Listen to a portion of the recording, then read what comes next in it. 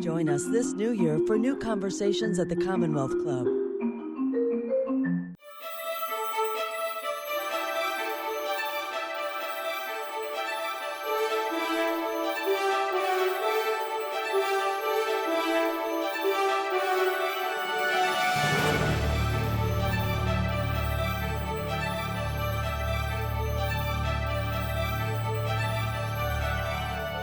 Welcome to the Commonwealth Club. I'm George Hammond, Chair of the Humanities Forum, which organized today's event. I'd like to welcome all of you online watching this live stream and all those of you who watch it later. This is one of over 700 programs that the Commonwealth Club has done since the pandemic began, live streaming to you, since we don't have live audiences, at least we haven't until just recently, and our live audiences haven't returned quite in the numbers that we used to have. So we are live streaming everything that we used to do to you so that you can watch in the comfort of your home. We have a very, very interesting program today with Dr. Ann Burgess and Stephen Constantine, who wrote a book about Dr. Burgess's work in the criminal profiling field, how she was involved with the FBI right from the start of that program, and how they developed that, which has now, of course, been a media hit for the last 20 years, different criminal television shows. And I'd like to start. First of all, thank you very much, both of you, for joining us over a live stream. And your quest to decipher criminal minds. Well, first, I'd like to say thank you for your service, because this is a crucial thing in helping protect our society, to try to capture criminals and to do it in a humane way, which you're very interested in. I think it's really an important part of being a civilization. Now, we won't talk about all the other criminal issues, but thank you very much for that service. One of the things that I want to talk about is, well, first let's start with your story of how the FBI tested you. The first thing, you start the book that way. You went into this testing, and I found it fascinating. Why don't you tell us the story of walking into the lion's den? Yes, well, there were several ways that they tested. The one that I wrote about, of course, in the book was the one where going into John Douglas's office, he has a skull on his desk, and he really watches you to see what your reaction is going to be, what you're going to say, things like that. So, and I found that really interesting, because it is a technique that can be used to see what people's reaction are. So obviously I passed the test. Yeah. Yeah. Right. And there were some other interesting things that he would have in his office, and yet he was really curious to see whether you would say anything. Well, why do you have that hanging on your coat rack, or why do you have something else? So that was really, it was funny. It was funny, and I got used to it. I think the other thing I talked about the very first time I was down there, I wake up in the morning to all this gunfire. And I really had given me the room right next to where they go out and do their practice shooting at 6 a.m. I'm thinking, is this another test, or am I supposed to run out? Is this a air raid drill or something? But anyway, it was all in good fun. And but I saw that they did it to others, so I didn't feel that I was being singled out. Well, it's fascinating because for me, and of course there's differences, but 3 chapters later, you talk about the one thing that struck you from all of the criminals, all of the serial killers that you talked to, that the one thing that they all did in common was that they stared at you with great attention to see if you would squirm when they told you certain details. And there's a similarity there. Of testing you to see how you react. And I'm curious. I know that there are differences, and you should maybe distinguish those two things. But it is interesting that as if the male mind always wants to see the female mind squirm a little bit. Well, yes, that was, and of course it was on these photographs that they had of the crime scenes, which were very, very, very real and very frightening. I mean, they were very disturbing. It's no other way of putting it. And actually, there were some people that couldn't look at the crime scenes, and they were not invited back. So that was a test that you had to really pass to be able to be part of their team that was going to be looking at profiling. And that made sense. You certainly could not do profiling if you couldn't look at the pictures and the photos. So but that was not a problem for me, if you will, because being a nurse, you're exposed to all kinds of situations, especially in the emergency room. People Right. come in bleeding and so forth. Of course, hopefully they're living, but still, it is, and you have to work on them. So you have to do hands-on for those patients. So I think that really held me in good stead for handling the photographs. At least they didn't jump out at me or anything. Yeah, your nursing background is interesting because you were in nursing and then you went and got a PhD in psychology, right? And then. No, I got a PhD in nursing. Oh, Nursing has its own science, and that was my area was psychiatric nursing. So I was interested in understanding more about the behavior of people. So that I think is what also was very helpful for my background in working with the agents. Did they have any other nurses involved on the FBI profiling team? I mean, was that something they looked for? Not necessarily, but the first nurse that I met on the case of the little missing Ackerman girl was a nurse who then went into the FBI. So she had done it that way. Then I had the person that really put me in touch with the behavioral science unit was Rita Connect, and she was a registered nurse first, and then became a police officer. But she kept up her skills. That's why she knew about the article that we had written. But it's a good for your question. It's a good background to have. The FBI is always interested in the backgrounds that people have. That they like to have different backgrounds. And I think at a time, Ken Lanning always talks about he had a economics background and never thought that would be of any necessary use, but it sure helped him to get into the FBI. Yeah. So your approach reminded me a little bit, because you're in nursing in the medical field. It reminded me a little bit of what medicine does. That is, that they're trying to standardize the approach towards something. There are people, doctors, who feel that they are really good at what they're doing, might feel that some of the standardization gets in their way. But for the vast majority of people, it kind of ups the overall benefit to everybody. And you talk about profiling in pretty much the same way. And maybe I thought you'd talk about that. It was. And actually, John Douglas, if you ever talk with him, he was very fascinated in a project I was working on, which was on cardiac rehabilitation. We were looking at how fast we could get somebody who had had a heart attack back to work. And so he listened to this and he says, this is what we want in profiling. It's the characteristics and how do you evaluate them and so forth.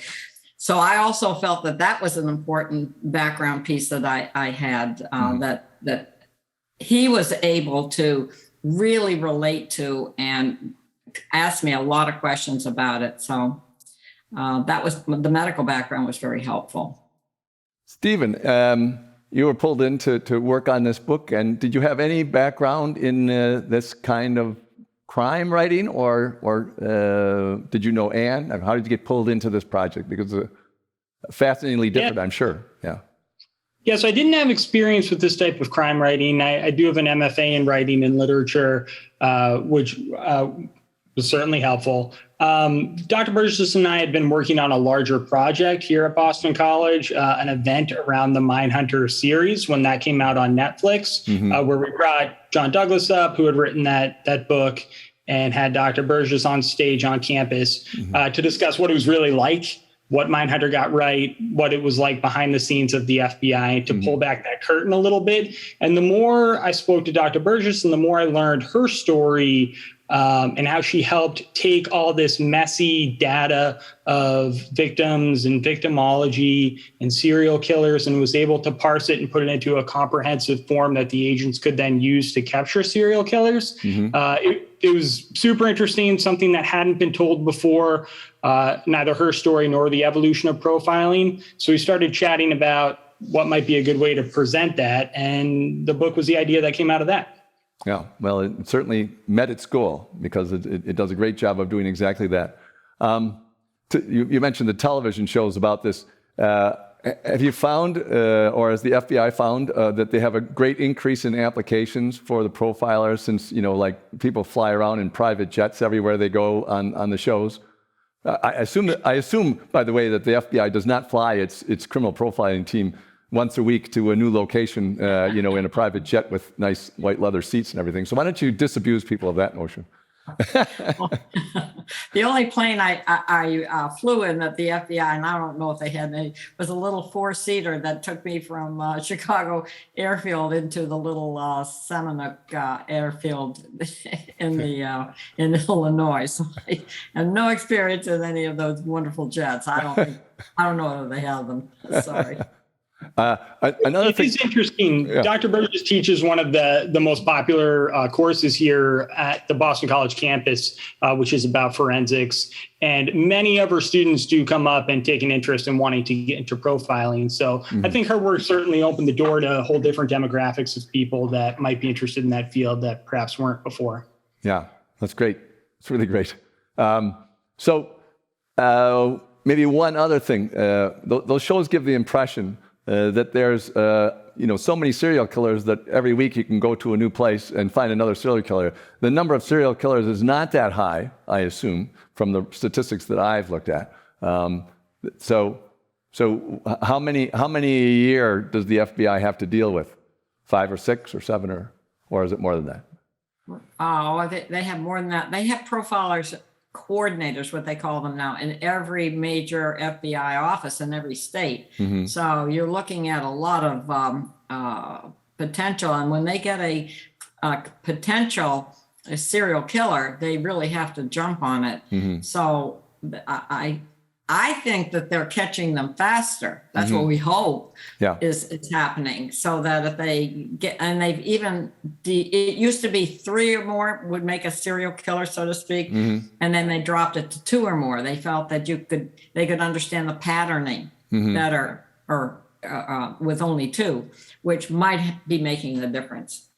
But I will say, just for your audience's sake, there's a lot of unsolved cases. The statistics are they only catch about 64% in each state. Mm-hmm. Well, that adds up over and over and over. So that's why they have so many unsolved cases, or cold cases, as they call them. Mm-hmm. Now, whether they are serial killers, we don't know, obviously. Right.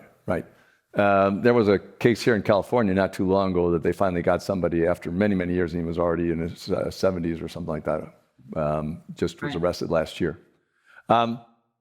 So another part of the profiling is there's a distinction between the criminal profiling that you do and then what people complain about, which is racial profiling, stopping people on the streets by the police and everything. Why don't you draw that distinction out so that the audience knows what you're aiming at with the profiling, and that this is a completely different thing. So this is not a racial issue, et cetera. No, and you're absolutely correct. And in the early beginning, that was a very harsh criticism of the program.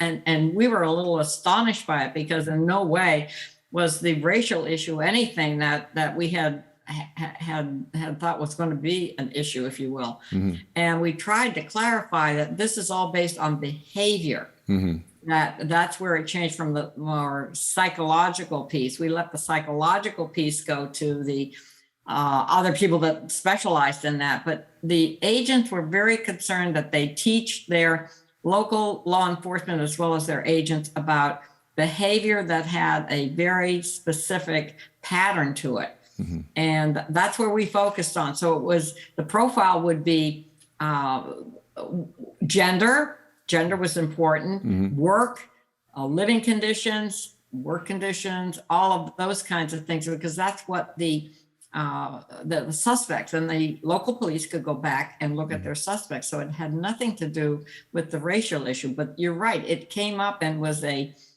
we had to do a lot of work on that to educate people that that's not in any way what we were intending. And in fact, it just so happened that there were the serial killers at the time that the project was going on, which would be getting men, it was always men, we didn't have any females, between 1960, 70, and 80, and they were all white. Mm-hmm. So and the agents had to be invited in to do a profile. So even though there may have been other races involved, if they didn't get invited in, we couldn't do the case. Mm-hmm. Yeah, It's this is a different kind of profiling than just stopping people on the street and frisking them and all that kind of stuff. So Right. So the value of it, we'll talk a little bit more about some of the cases, but there's one case that was from the 50s before you started to standardize this and everything, the George Moretsky case, the Mad Bomber, where an early version of this detective profiling was able to say that when you arrested him, he'd be wearing a double-breasted suit that was buttoned. Okay, so now this is what people have, from television, that you can make these kind of predictions and they come true, and then you've got the right guy. So in this case, it actually happened that way. But why don't you draw the distinction now, as you did in the book, because I think that's a crucial thing. Yeah. Right. That was the Mad Bomber, the George Metesky case, and that was the profile that was given at that time, and exactly as you read it. That was now. Why did he say that it would be buttoned? Well, he was assuming that he's projecting that this was somebody who was very obsessive and very detailed and very concerned about how he looked and so forth. So it wouldn't be someone that was just didn't have a tie and all that on. So saying that it was buttoned, I think, was a very logical behavioral kind of statement to make, and it turned out it was. I think in the case, what happened is they did go to his home late at night, and he was in pajamas, and they said he could go up and change, and he did, and of course came down, and that's where he had the button vest and so forth. Nice. So they hit it on target. And some of the profilers will try to do that. It's a little tricky because if you're wrong, of course, they'll make a big deal out of it, but it is something that they have tried. And I think Stephen had a case, found one of the cases. Yeah, there definitely have been cases where these really interesting profile characteristics will get pointed out, and people are really fascinated, and they'll say, wow, how could you have thought of that? There was one with Douglas pointing out that the killer would likely have a lisp. But it's interesting because even though that's really compelling to hear, it's not very useful in the profiling process itself. The profiling process works best when you have all sorts of minute data points, behavioral elements that come together to show you a fully realized image of who this serial killer is likely to be. And then you use that fully realized creation to narrow down onto the smallest possible suspect pool. So that's what really helps, is that sort of comprehensive profiling as opposed to the one-off sensational details. Yeah. And I imagine that part of the process, since you're trying to standardize this, is to not make the net so small that people can work outside the net and you actually lose the criminal. I mean, you miss the criminal because your net is too small. It's drawn too small. Yeah. Absolutely. Yeah, and that's why they do make more general kinds of statements, and then the local police take what they send to them, and then they look over their list and say, maybe we should go back and interview this person or that person. So yes, that's the intent. We have a very interesting case like that, but I think what we should do before we get to some of the cases is you have a couple slides, and then there's some interviews. There's 2 interviews, and is this the group that you of guys that you joined at the beginning? Is that the kind of... This is the group, right? They've got, right there, they've got their unit chief, Depew, Roger Depew. They've got Bob Ressler next to him. They've got John Douglas. They got Ken Lanning. I think they have most of them. They really started with 8, and I worked primarily with about 4 of them that were really intent on the study that we did. Don't forget, this was set up as a research study. Right. So that's where I got to have more contact with them. Yeah, you started doing research with them, and then you got pulled into cases later, right? Correct. Yeah. All right, and the next slide is from, do you know which criminal Mr. Monster is? Which one of them that this was? Just to give you an idea about how they wrote to the police. Yeah, Stephen, that's Berkowitz right there. Yeah. Yeah. But that was interesting too, because Berkowitz signed it Mr. Monster, and a lot of serial killers that Dr. Burgess did research on, and the team at the BSU did research on, would relate to that element, and they would also describe having a monster inside of them, having these sort of split realities that they lived in, where there was a monster that came out and committed these evil acts. But in their own mind, the rest of their personality was very normal. They were just an average person. So that was definitely a theme right there. We'll get back to that a little bit later too. The idea that the celebritization of the serial killers has made change their behavior.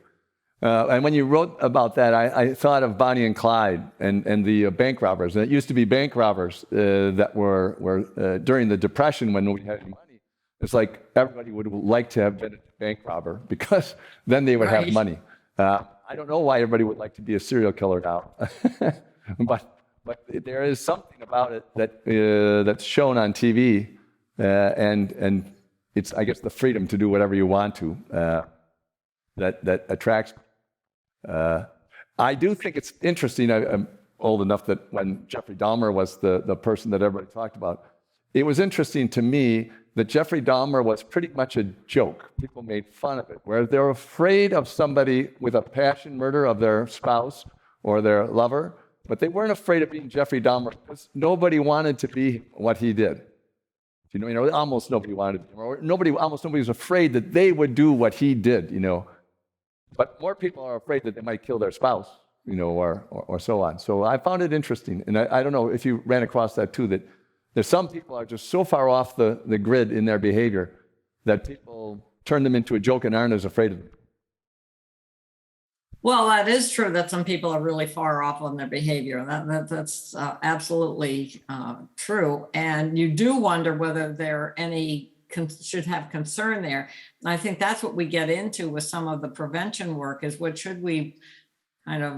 red flags should we look for on people that are getting too far afield in their behavior, and could they be thinking some of the dark things that the serial killers that we certainly studied got into, because that's exactly what we were trying to look at. So you're right, that's always a concern.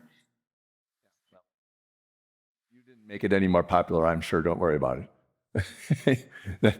Your work was helping make it a little bit harder for them to get away with it. So it had to make it worse for them. And the next picture, I think, is shows what you were like as a young nurse before you got involved in this, right? That's right. That's back when I was just a registered nurse, doing regular nursing, not doing the psychiatric nursing. Yeah. It doesn't look like you would end up getting involved with tracking down serial killers at all. No. And the next one, the next slide is a little bit later. So after you got involved? No, this is after I got involved. Yeah. Yes, this would have been back well into the 90s, right, where I was. That's when I got into academia. I was interviewing for positions at both Boston College, which is where I had my first academic position, and then University of Pennsylvania, where I had my second major academic job. Well, we have two clips of serial killers talking about what they did, and they're both interesting to show how they think about themselves. And this is all part of your study. How do they think about themselves, and then how does their behavior reveal that, so that you can try to explain what it would be. So why don't we play those two clips? They're both only about a minute long or something like that, so our audience can see these people as people.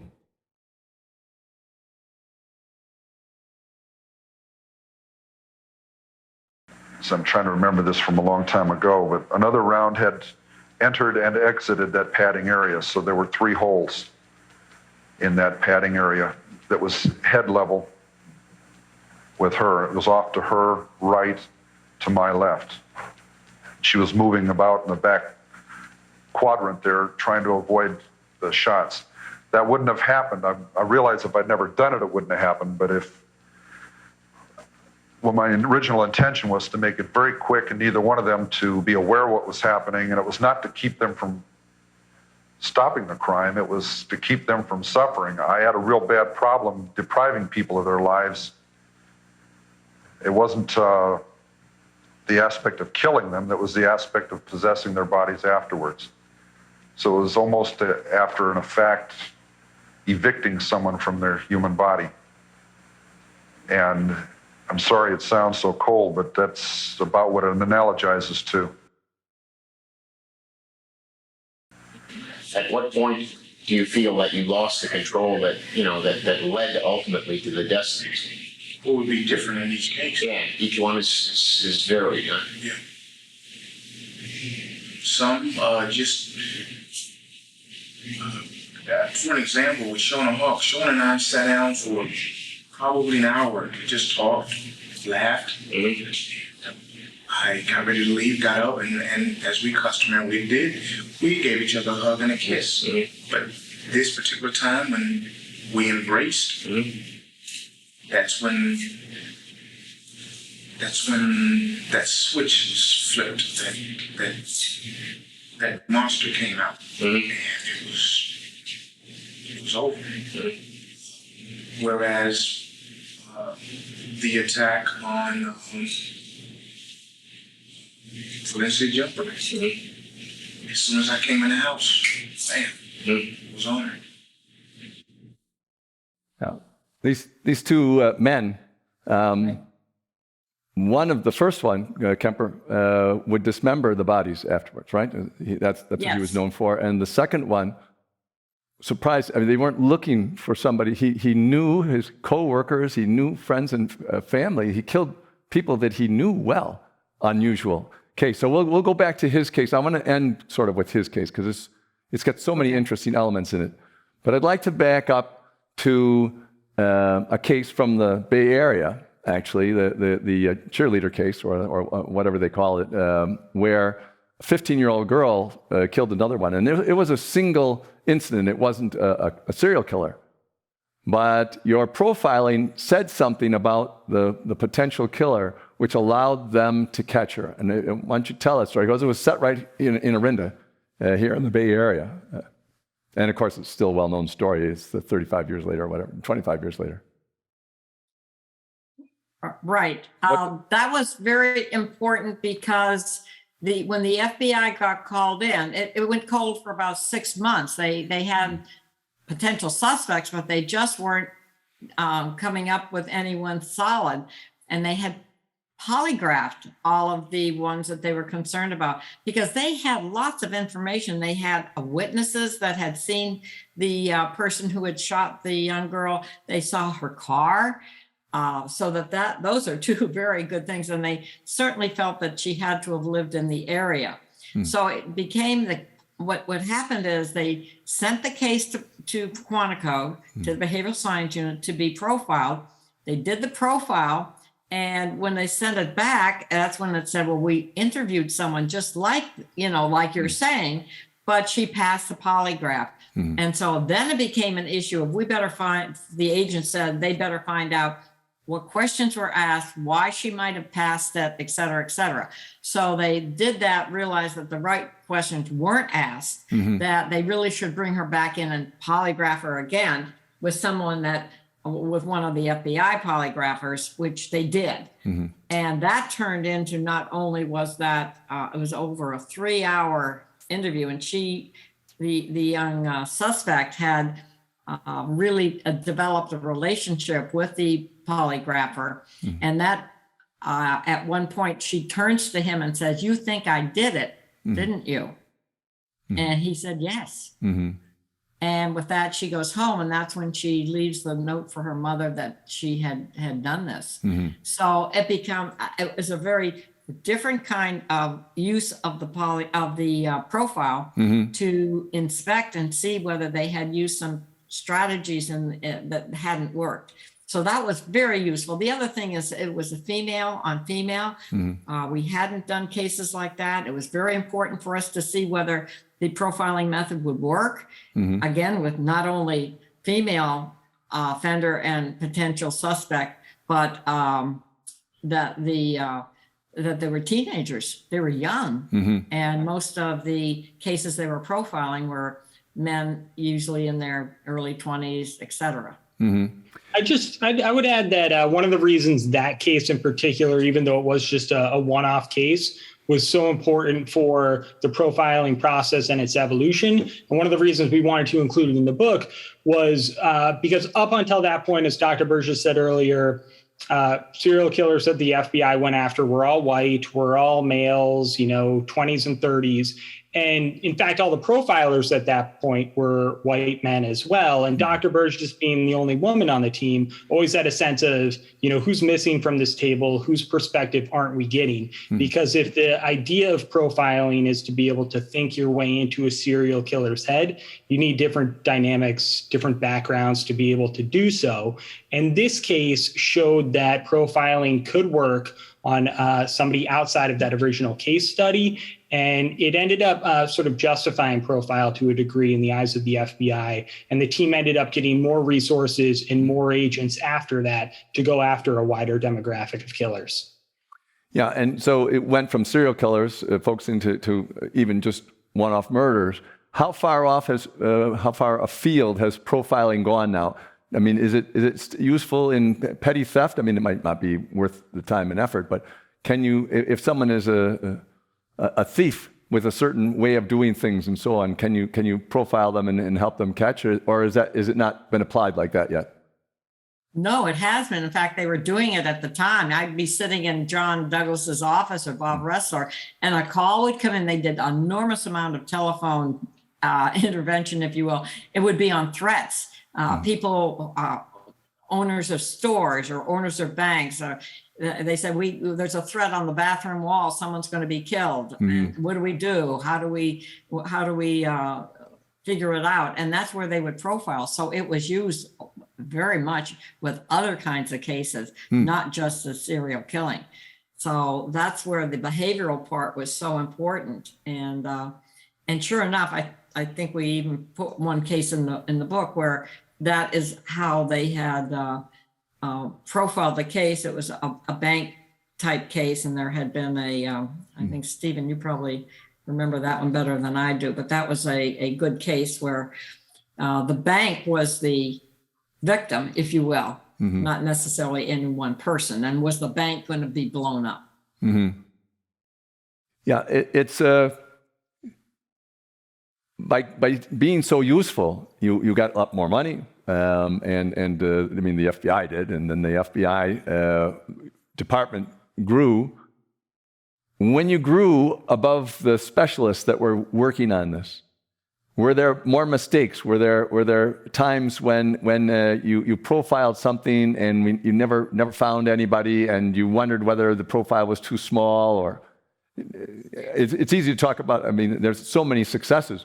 But I think when you apply something as a standard, you have to kind of understand what the downside is too. So, absolutely, they made it very clear from the beginning that they were not going to be hitting on all cases. Absolutely, they would do their best. They made that clear when they sent the 2 or 3 page profile that it was just another resource for the local law enforcement to look at. And I think we do put in the book one where it was. It was not profiled in a way that was helpful initially. So we wanted to include that. Now, the other point that you make, I think is important, is who trains them. I always said anyone that was trained by Ressler or Douglas was very, very, very good, because they had been trained by the best. And Douglas and Ressler were very demanding in terms of how they would get it. So we had, I think by the time I finished the project, it was up to the 3rd generation. So we had the 1st generation that I worked with exclusively, and then the 2nd, and then the 3rd. They were all trained by either Bob Ressler or John Douglas. But once Douglas retired, then it went to I don't know how it went from there, because obviously I wasn't there. So you always have to look at who has trained the person. I think that's always, in any discipline, very, very important. Any discipline.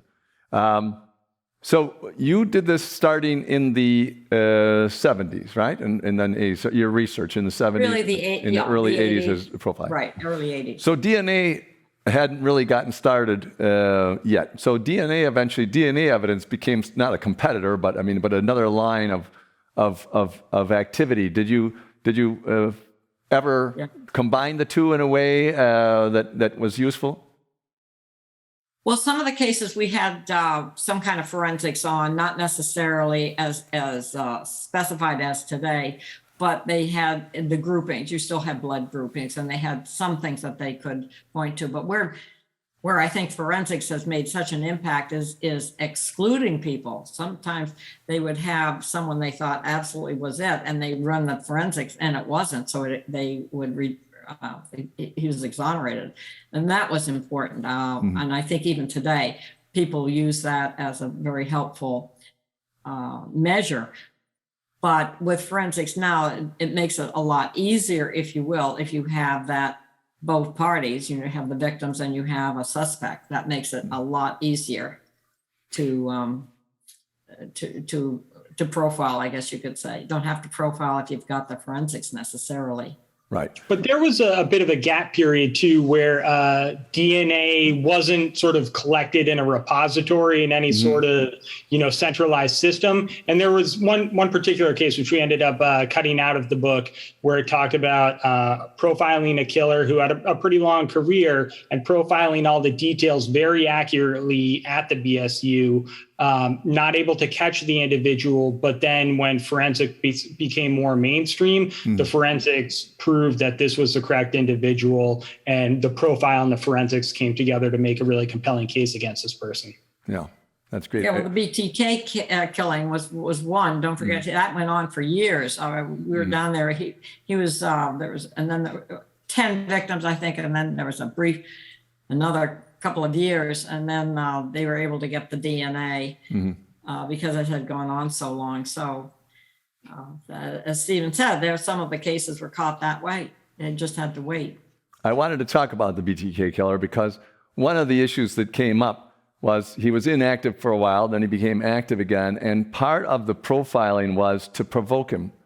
And I was wondering if after he was provoked again by the FBI to try to bring him out, and I tell the story about how he with floppy disk, and he gave himself away, and basically he was caught this way.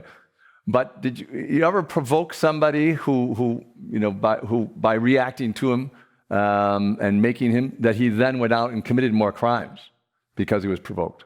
Yeah. Well, we did that in one of the chapters on the use of media. That was where it was so helpful to try to draw him out. And I know that Douglas did a lot of work on that and how to help the local police get to their media and to use the newspaper in those days as a way to get him to communicate more. And that's exactly what happened with BTK. And obviously others, Berkowitz, some of the others were, a lot of them would try to communicate, and it's the ego that gets them. They want, they want that. And one of the best things it can be to do an anniversary reaction. If you have a cold case, anniversary kind of summary. And that was the way that they actually got the raider to come forward. He wanted to criticize some of the way that he was portrayed. You didn't get me right. Yeah, you were too harsh. I'm not that. But it's interesting that you can provoke them with a clever strategy. It's certainly used on the television shows all the time too. That same approach. It works perfectly in 10 minutes on the television shows. But in this case, he gave away his information by sending a floppy disk in with some information. And he didn't realize that you could do there's background information on the floppy disk which gives away the location and stuff like that. So that was brilliant. But the other famous serial killers who were caught by wanting the attention. You mentioned Berkowitz. That wasn't something you worked on, but a similar case, right? Right. Yes, that's true. I'm trying to think of some of the others that we had. We had 36 serial killers in the study, and there were 2 that they had to give themselves up, that the police never were able to catch them. Kemper, of course, was one. Right. And he had to call in and say, go to my address and you'll find my mother and her friend. So Sometimes they are that good, if you will, with getting away with it that you don't get them. Yeah, you mentioned in the book there were two unusual cases that gave you that they were more self-aware than most of the serial killers, and Right. and that was Kemper, the man the tall man with the mustache that we heard speak earlier, and a guy named Matty Rossi or something like that. Monty Rissel, yep. Monty Rissel. Right. Yeah. Why don't you talk about the distinctions? Because they were both interesting cases where they thought about it a lot more of what they were up to, and still confused themselves, but still they were more self-aware, as you said. Right. And it's important to look at them as in that manner. We've talked a little bit about Kemper. He was someone that had to quickly kill his victim. The clip that you showed, he was talking about shooting his victim he's at the driver's seat and the victims are in the back seat, and he shoots them, and he talks about shooting through the head seat and so forth, and then possessing the body. So that was what was important to him, and the whole dismemberment. Now, Monty Rissel was very different. He was one that would rape first, and then he would kill. And he didn't start that right away. He had a long period of escalation. He had about 12 rapes, well documented in the records we were able to find, up until the time when he was only 19. I mean, he started out as a teenager. Yeah. And his first murder was he had captured her, he had raped her, and she tried to get away from him, and he got very angry. And so and he hadn't thought of it before. It's just that at that moment, he killed her. The second one he thought a little bit more about it, but it was when he got to the third victim where he said that is where it really had set in. So his determination to kill was not developed, if you will, for a time period. Now, he also let one of his victims go. So that he did have some compassion. She was pleading with him that she was caring for her father that had cancer, and his brother at the time was going through a series of cancers, and he let her go. Yeah. So that didn't happen, I don't think, in many of the other cases that we had. Yeah. So he was very different, certainly personality-wise, certainly in his commission of the crime, and from Ed Kemper, both pretty articulate. And I think if you had watched the Mindhunter show, he said something that all of them seemed to say. It's like when the agents say, we're here to try to understand why you did what you did. He turns to them and he says, well, I hope you do, because I'd like to know myself. Right. And many of them just don't understand why they kill. They're obsessed with it. They're compulsed to do it, but they don't understand where its origin comes from. That's also one of the sort of early misconceptions that the BSU and Dr. Burgess had to face when they first started going after serial killers. You know, the FBI said, why would you waste your time? These are just crazy people. These are just monsters. There's nothing more to it than that. But I think through the research that Dr. Burgess did, she found that these killers were very complex individuals. They could be empathetic. They could be charming. They understood reality very well, but they just also had this element of fantasy that they rehearsed over and over in their heads, to the point that fantasy became more important than reality itself. It became something that was almost sacred. So they had to constantly go towards that fantasy until they tried to make it something that was perfectly realized in the real world.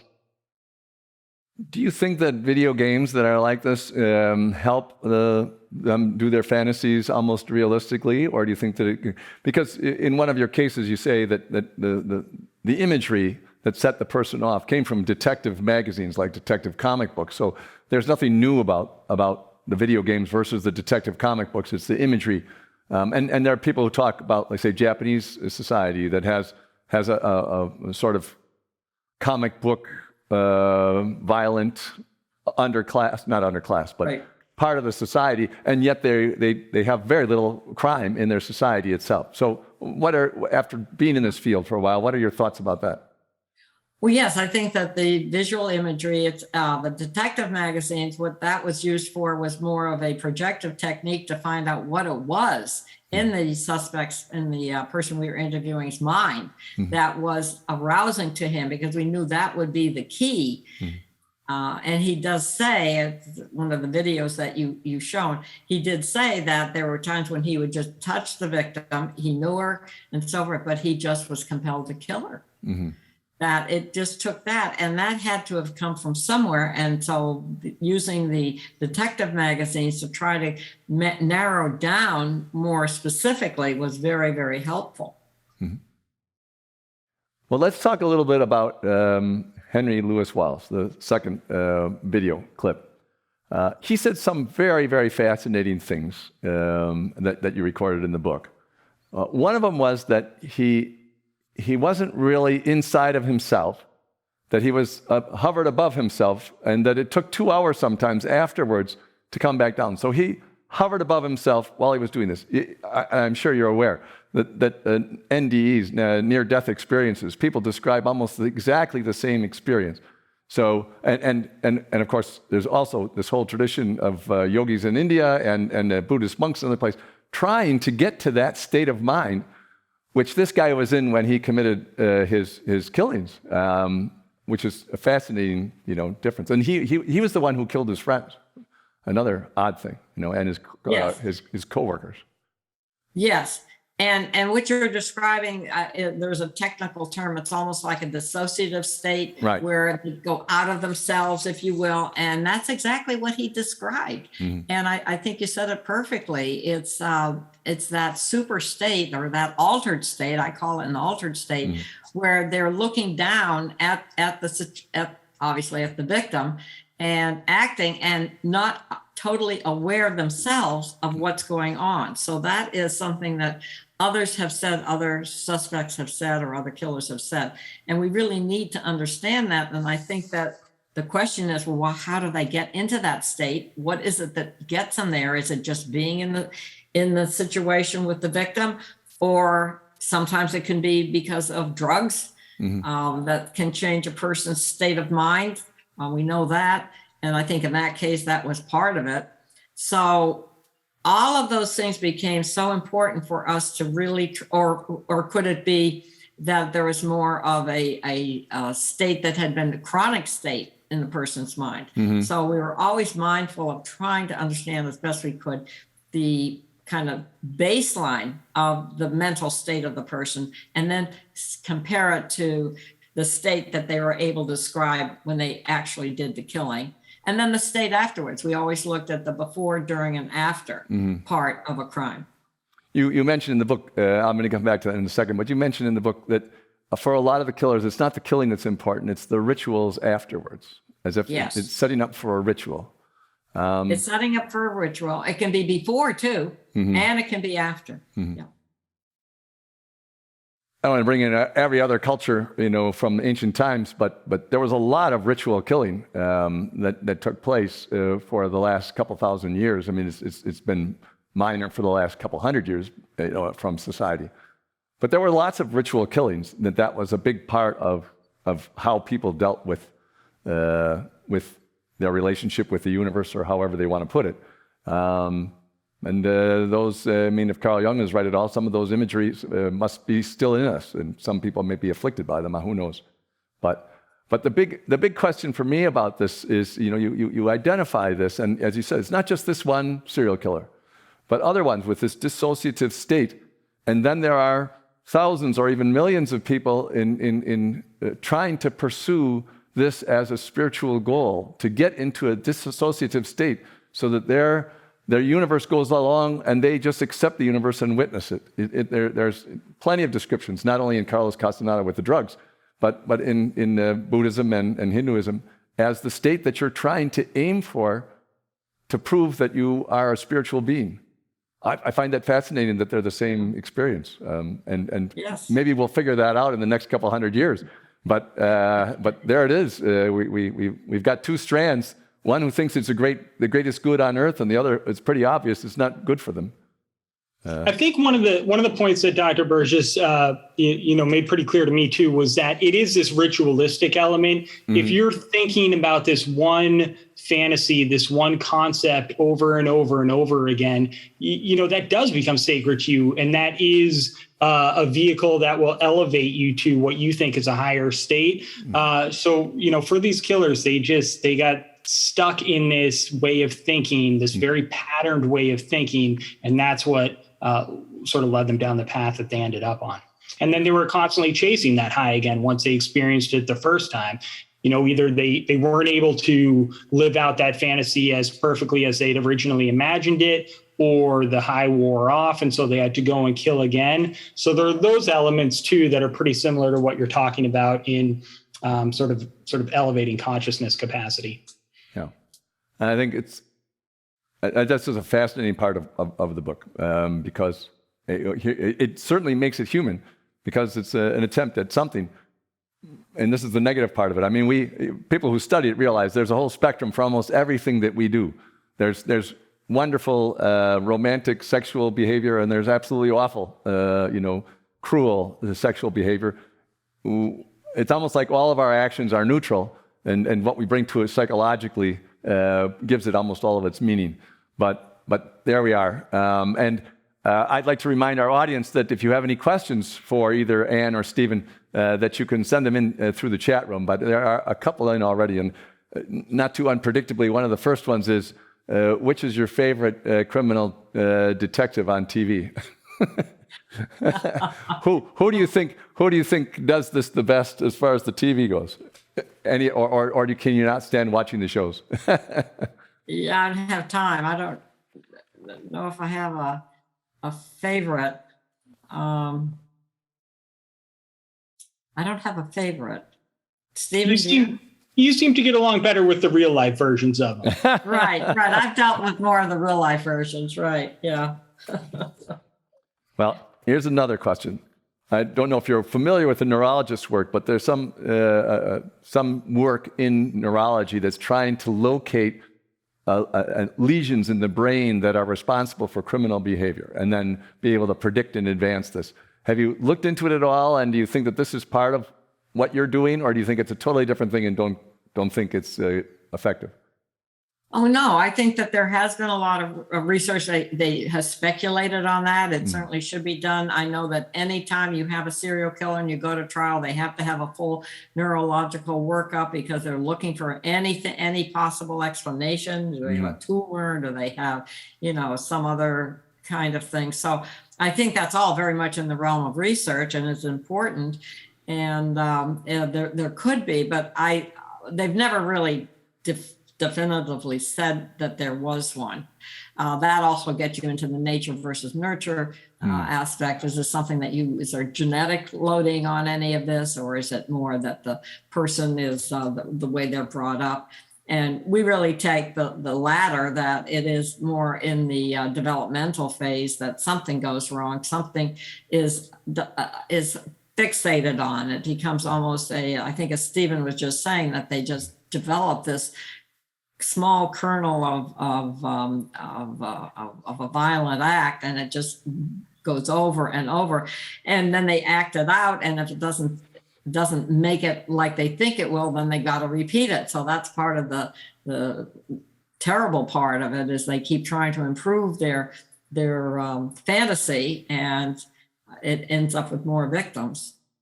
Yeah, you mentioned the genes. So the DNA researchers think, well, maybe there's one particular gene that causes you to be a criminal, and neurologists think it might be something in the brain, and behaviorists think it's something else. So all these things interact with each other, but there's no one's at all close to a simple answer for this, and that's why your standardization works so well for bringing it down to a little bit easier to find the people that are doing it. The next question that's being asked is, again, something we did talk a little bit about, but if the perpetrator is outside the norm or intentionally does that knowing about your standards, would that make it easier for them to hide? Do you think that a criminal, could look at the standardization of this criminal profiling and figure out, say, say they're a woman or a minority or something like that, and they're not supposed to be in this mix, and then they can somehow do their crimes in a way that makes it harder for them to be found. Do you find many criminals that are that far thinking in advance? Well, we find many criminals that are very interested in what we've been writing. I know that all of us have received requests for our articles to maybe do exactly what you're saying. And are they learning? Will they be able to be a better killer, if you will, get away with it more? I mean, that actually is something we are going to be looking at, is to talk to people that have gotten away with their crimes and find out how they were so successful, because that hasn't actually been asked in that particular way. So maybe we'll have some answers for you, but I'm always interested in how, look at Kemper. He was so very good at getting away with his crimes, and yet he left plenty of red flags around that could have been picked up, but weren't. But the killers were, and this is something that came out in Dr. Burgess' research, one of the themes of the killers was they were very interested in the investigations. They paid a lot of attention to them. They liked to try and insert themselves by offering to be helpful in these investigations. So that cat and mouse game was sort of central to the crimes as well. That was a big part of the act. And a lot of them actually had wanted to be law enforcement officers or be in some position of authority too. So they kind of got off on that. That was a big deal to them, to match wits with the officers. Yeah, interesting. The inserting into the people talk about that. Somebody goes missing, and then they often find somebody that's out there looking for them is the responsible party. I mean, you had a couple of cases like that, I'm sure. Oh, right? Yes. That more than a few. That was often, you would predict that they were going to do that if it was a type of killing that they had really planned and so forth. Yes. They could also probably make people look in the other direction. It's like, look over there. Yeah. One of the really interesting things you talk about in the book is, trying to answer the question, why do killers kill? And one of your answers is they try to make the world right again. They try to something's out of order, and they're trying to put it back in order, and they feel a violent act will put it back in order. That's another big cultural issue, because we have a lot of history saying this has gone wrong. Someone's got to take a punishment for it, a scapegoat. Someone must be punished violently in order to put us back with the gods in the right thing, or with one God in particular. So this is, even if people aren't religious, it's part of culture to think that somehow, just like the idea of spanking children, that will make things right. Or that if someone has done something terrible, we should torture them in order to get the right answers out of them. It's not built into us, I think, inherently, but it's been a big part of our cultures. And so it makes it a little easier to understand them, the serial murderers, when they say, I did this to make the world right again. You want to talk about that? Because it's just it makes it sound so weird, what we do. Right. It makes it sound a little counterintuitive, but also you wonder if that has happened to them. And so they're then repeating that to try to rebalance things, as you say, that could be going on. Because we do know that there's been a lot of, in their histories, they can have some pretty bad experiences. Yeah. So that can be part of the answer there.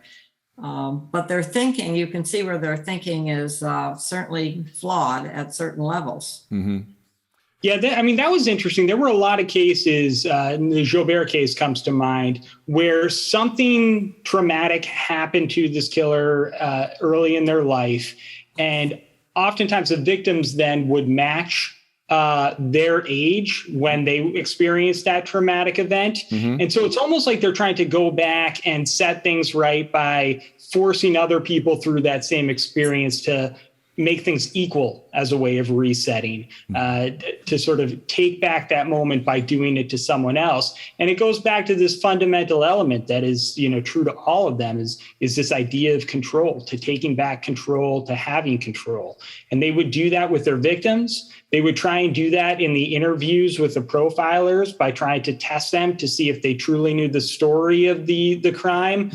So, I think, and it's like you said, in cultures at large, sacrificing someone so that there will be rain is an element of control. And that was really consistent.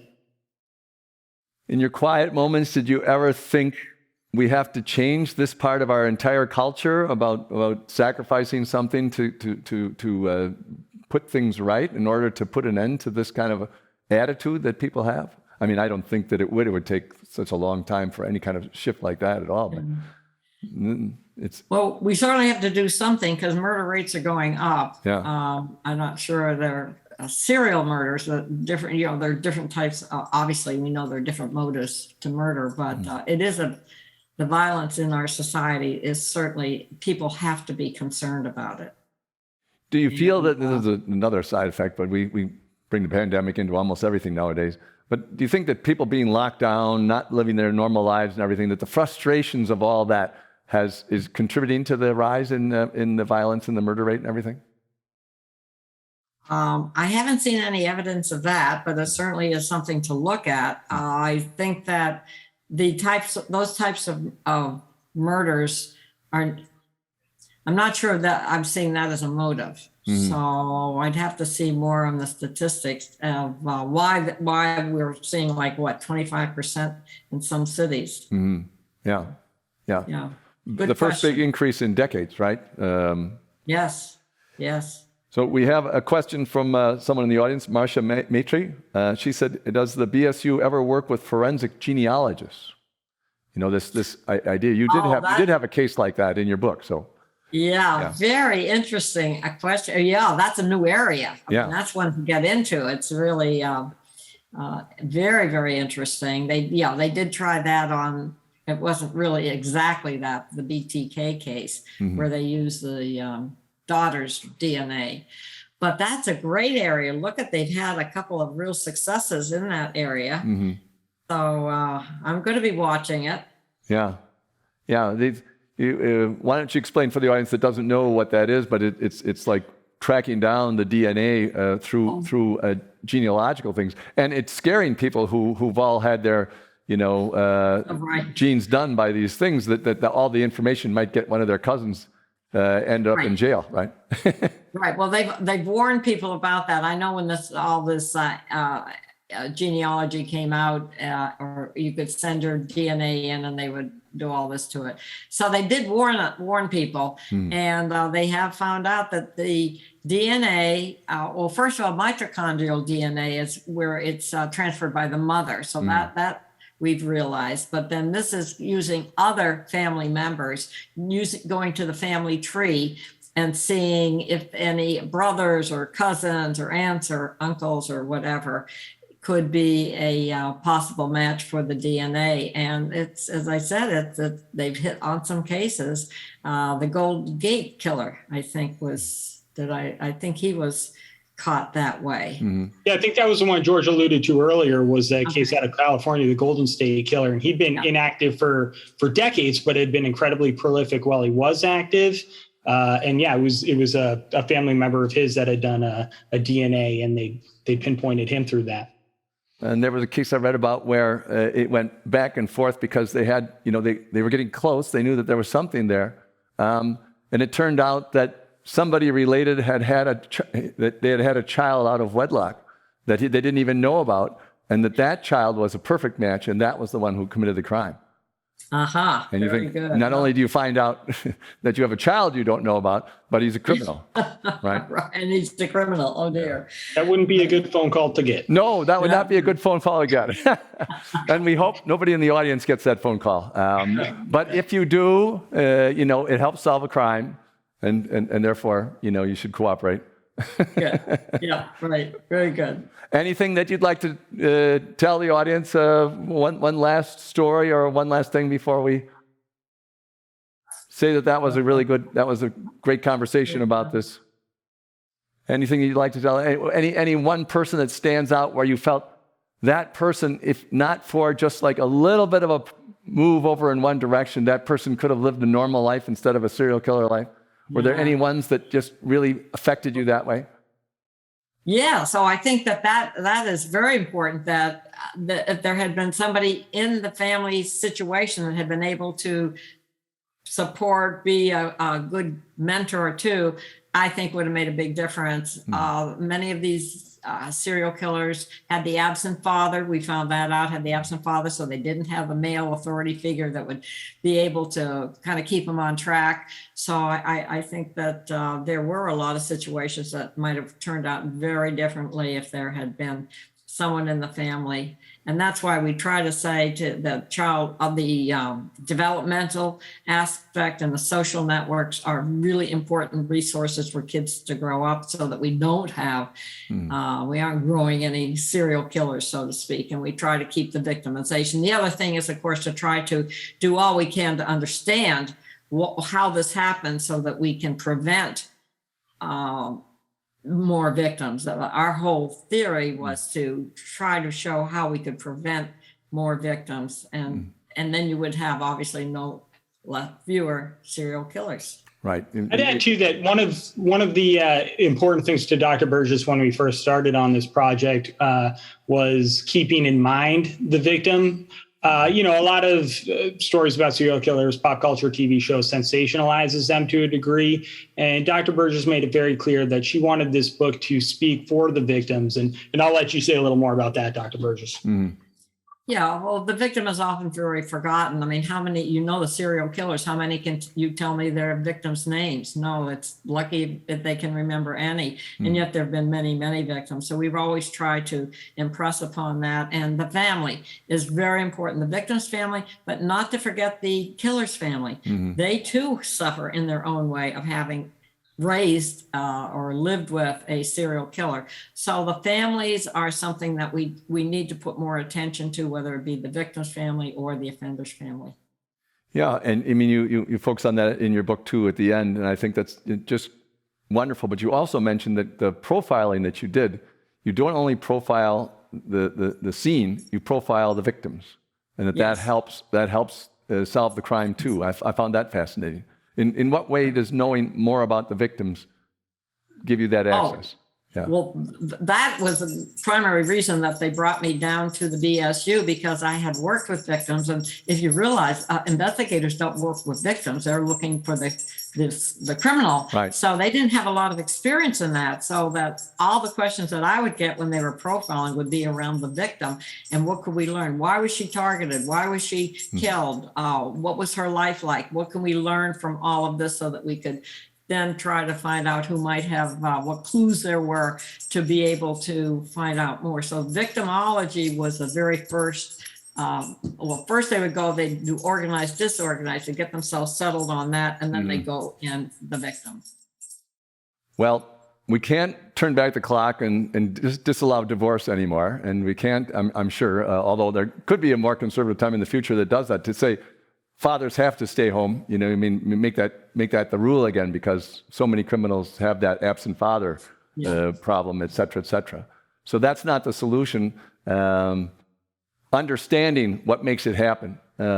If that understanding were made available to potential problems, especially if you took, like this one guy who started raping people when he was a teenager, if you had kids that were picked up in the early stages of their violent career, and given some explanation for why they're feeling this way, instead of just punishing them, you might be able to not just keep them in jail the whole time. But we have a very difficult problem on our hands, and really useful. First, the book is really useful, and second, the work that you did was fantastic for helping us move forward in how to deal with this without just, catching whoever we want to, chop their heads off, and move on. Right? We have to do it in a more civilized way. So, thank you again, and it was great talking with both of you. And so ends another event at the Commonwealth Club in its 119th year of enlightened discussion. Thank you very much for joining us. We hope we'll see you again.